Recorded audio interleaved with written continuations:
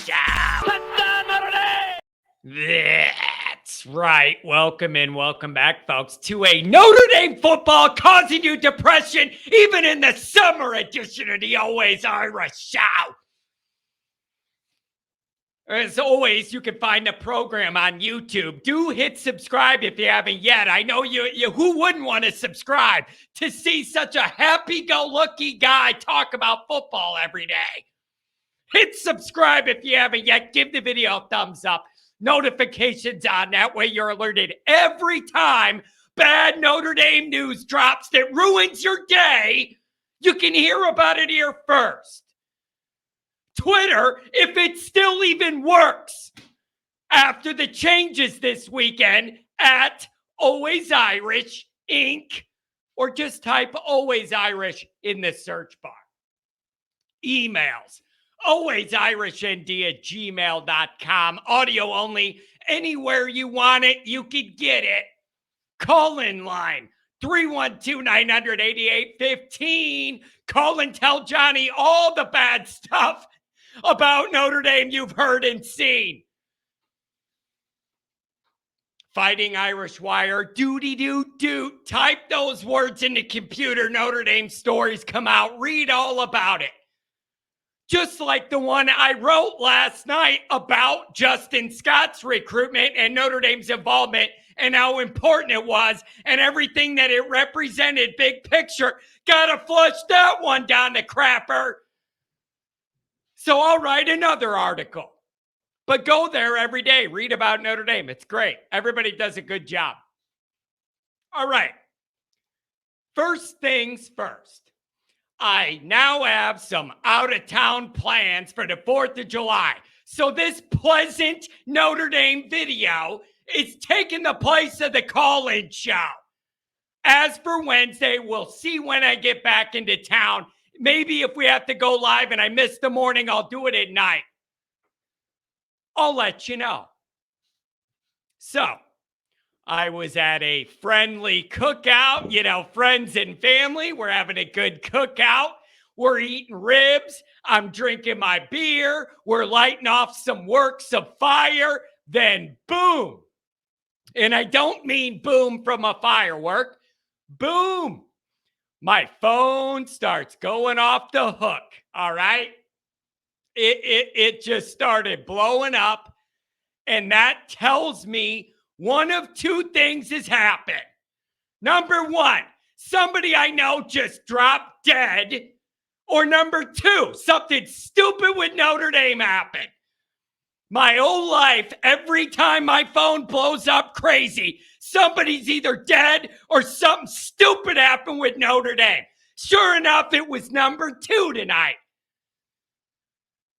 In case you missed the news, 5-star defensive lineman from Chicago, from my old Catholic league, Justin Scott, verbally committed to Ohio State. Yeah, yep, Buck not wins again. Let's start with this. Great call to the recruiting experts on this one. He was going to commit to Notre Dame in the spring. Then he was a Georgia lean. Then he was a Miami lean. Then earlier this week, it was a Michigan-Notre Dame battle. Then out of nowhere, he commits to Ohio State. Great job on all the recruiting sources on this one. But it doesn't matter. They got all their clicks and all the traffic from all the fan bases. So maybe they are the smart ones because they got all the runoff, all this. Here's my first thought. And it's kind of small picture, but kind of big picture at the same time. The mature part of me realizes each individual recruitment is unique. Each player is unique. Each family dynamic and what they want and are looking for is unique.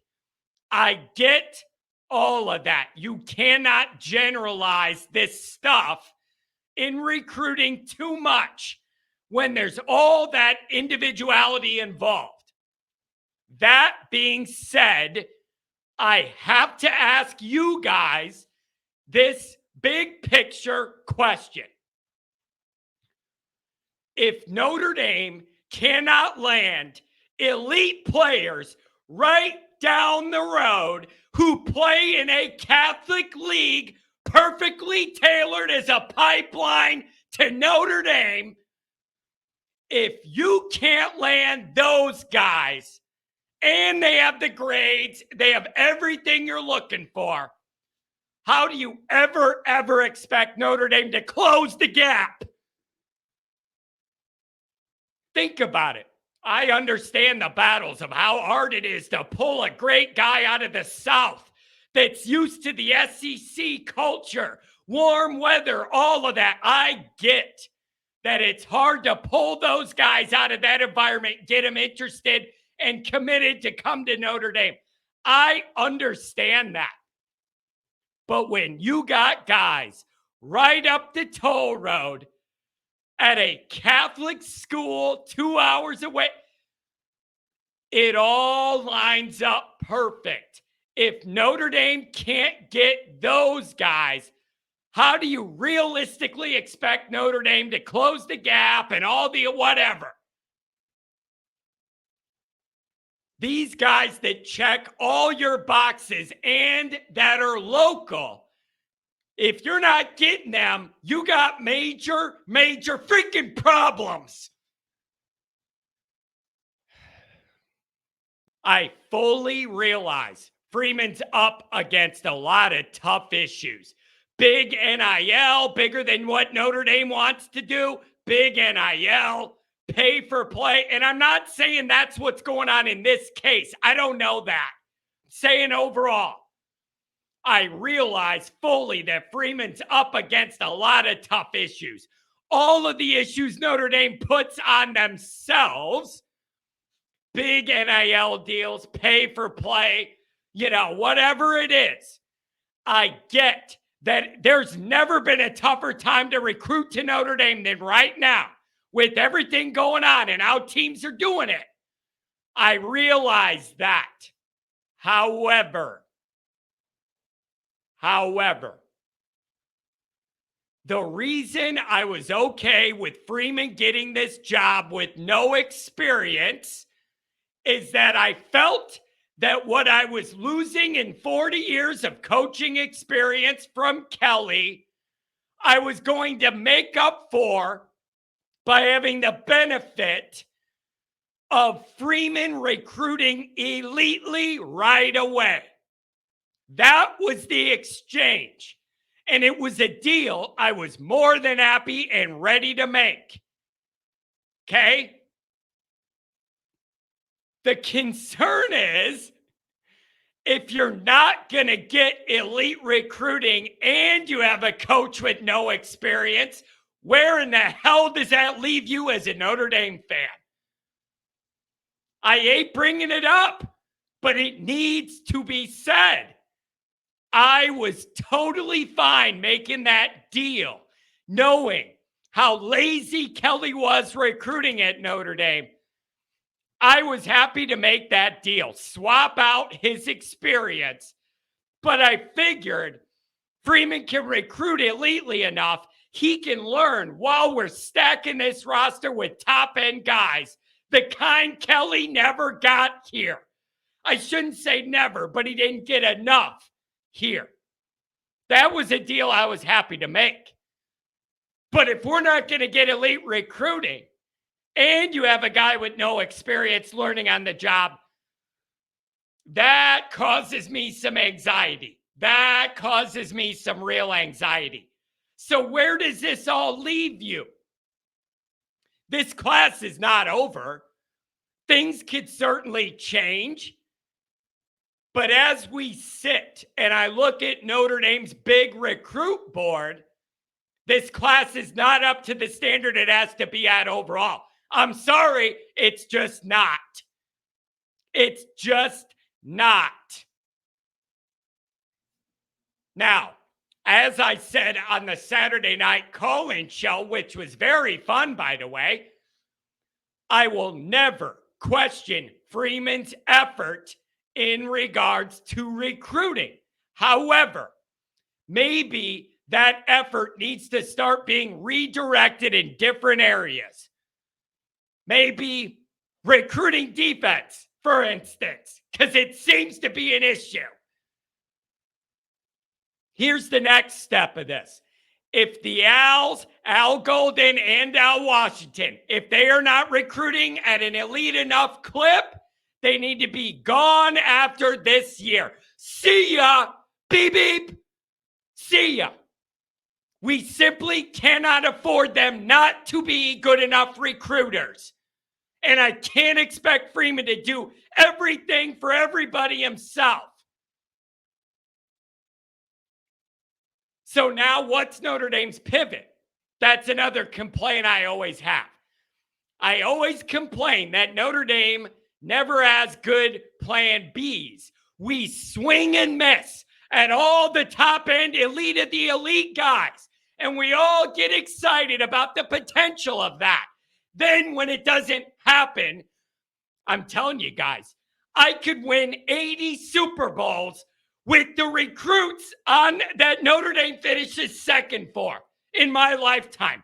I could win every Super Bowl just built off the teams with guys that Notre Dame finished second for.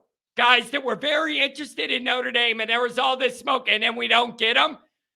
I could win Super Bowls with those all-star teams.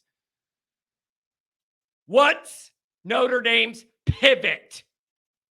Too many times, it's all swing and miss at the top end guys that we don't have a history of getting, and then there's nowhere to go when it doesn't work out. There never seems to be a home run 5-star A plan. And if you don't get them, the B plan is just a notch below. And you go right to them, and that's the guy then. Scott's out, a high-level plan B, some drop-off, but not huge, and you fill that spot. Notre Dame has not been doing a good job of that. Kelly didn't either. What's the plan B here? Where's the pivot?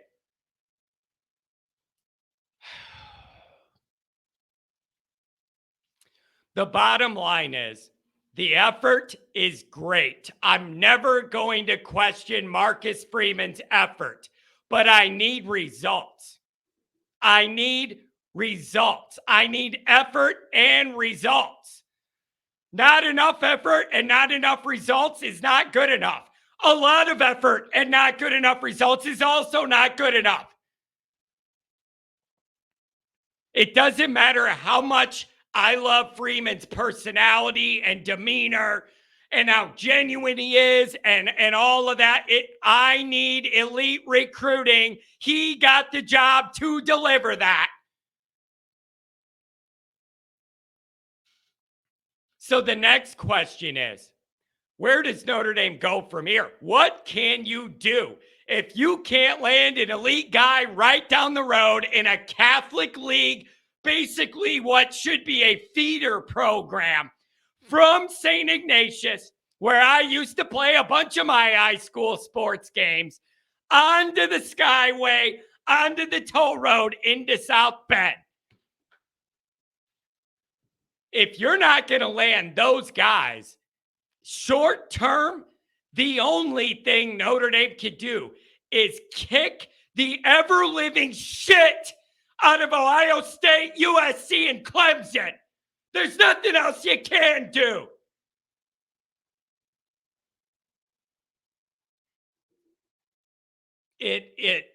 Listen, it's just,